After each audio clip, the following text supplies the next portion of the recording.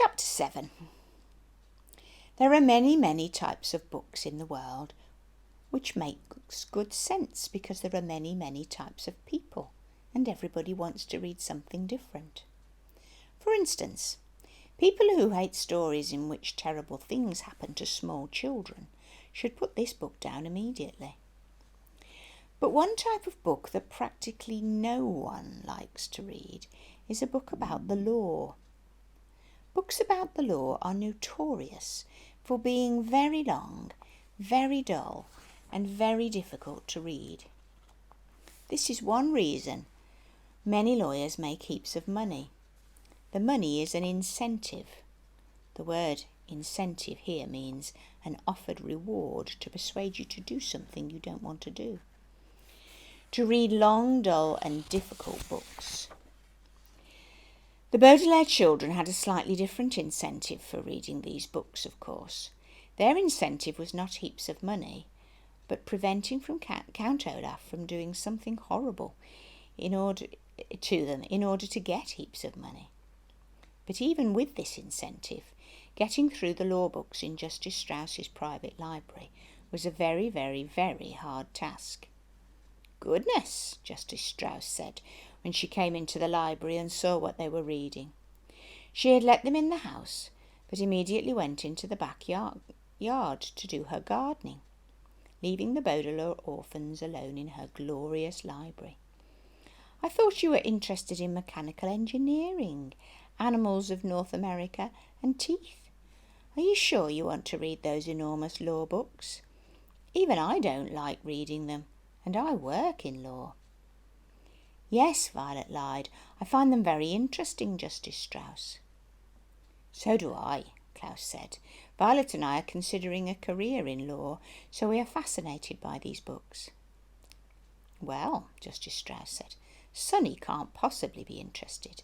Maybe she'd like to come and help me with the gardening." "Whippy!"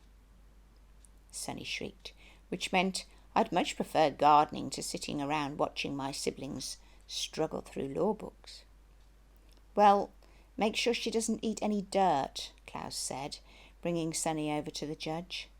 "Of course," said Justice Strauss. "We wouldn't want her to be sick for the big performance." Violet and Klaus exchanged a look. "Are you excited about the play?"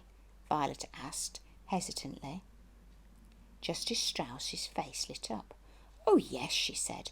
"I've always wanted to perform on stage, ever since I was a little girl.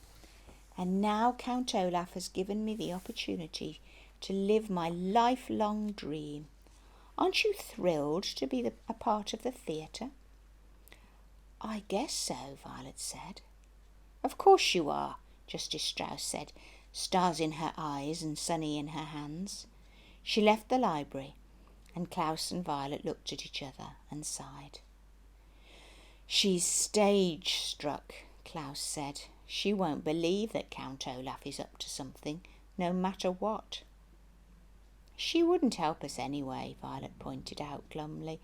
"She's a judge, and she'd just start babbling about in loco parentis like Mr. Poe.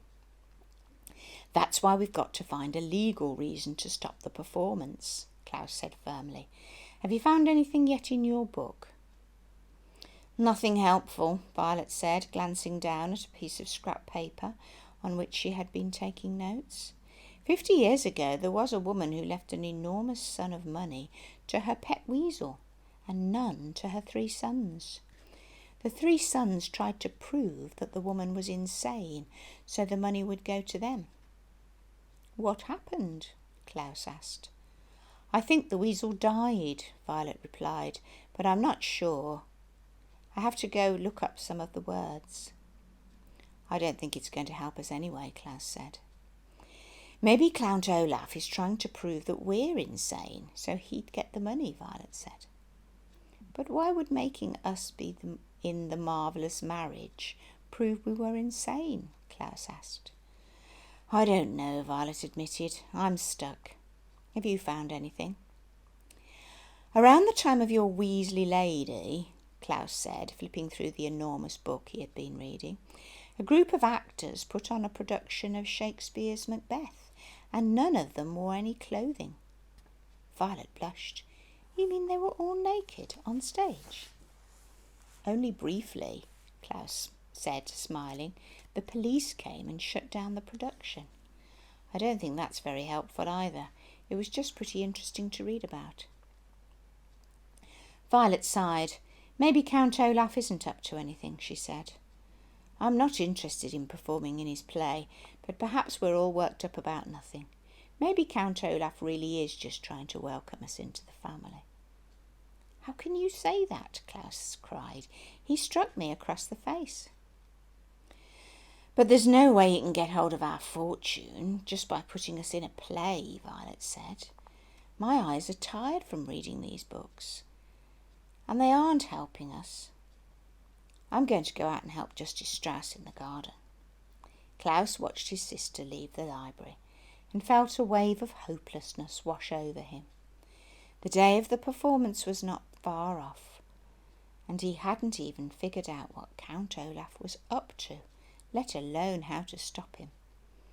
All his life, Klaus had believed that if you read enough books you could solve any problem, and now he wasn't so sure. You there! A voice coming from the doorway startled Klaus out of his thoughts. Count Olaf sent me to look for you. You are to return to the house immediately. Klaus turned and saw one of the members of Count Olaf's theatre troupe, the one with hooks for hands, standing in the doorway.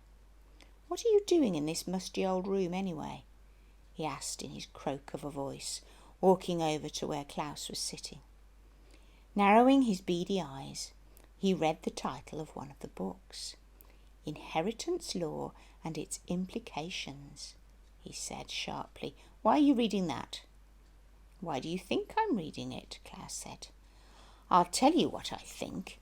The man put one of his terrible hooks on Klaus's shoulder. I think you should never be allowed inside this library again, at least until Friday. We don't want a little boy getting big ideas. Now, where is your sister and that hideous baby?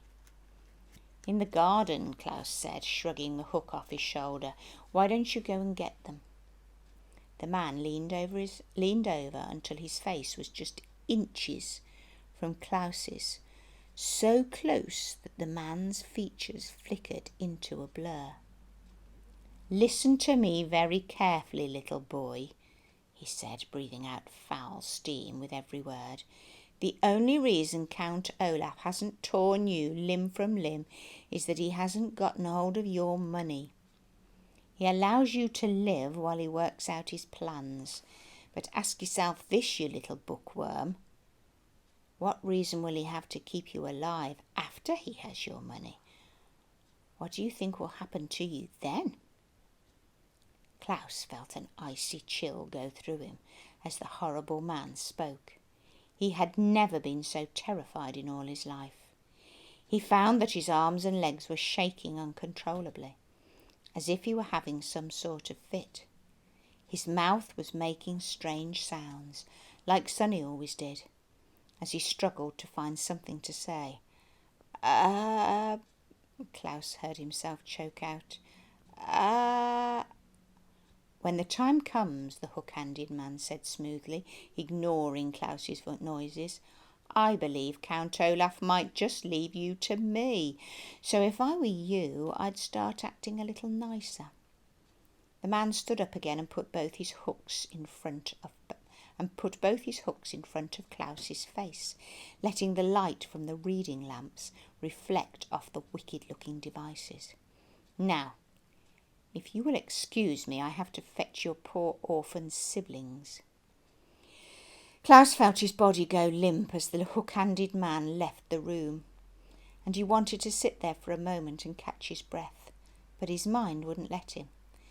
This was his last moment in the library, and perhaps his last opportunity to foil Count Olaf's plan.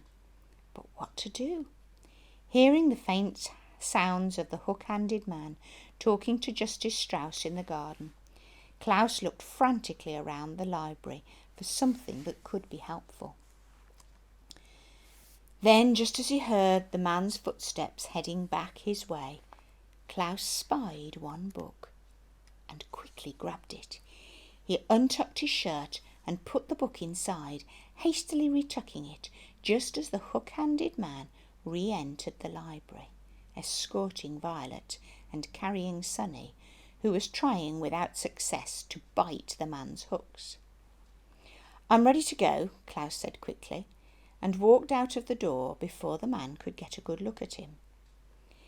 He walked quickly ahead of his siblings, hoping that nobody would notice the book-shaped lump in his shirt.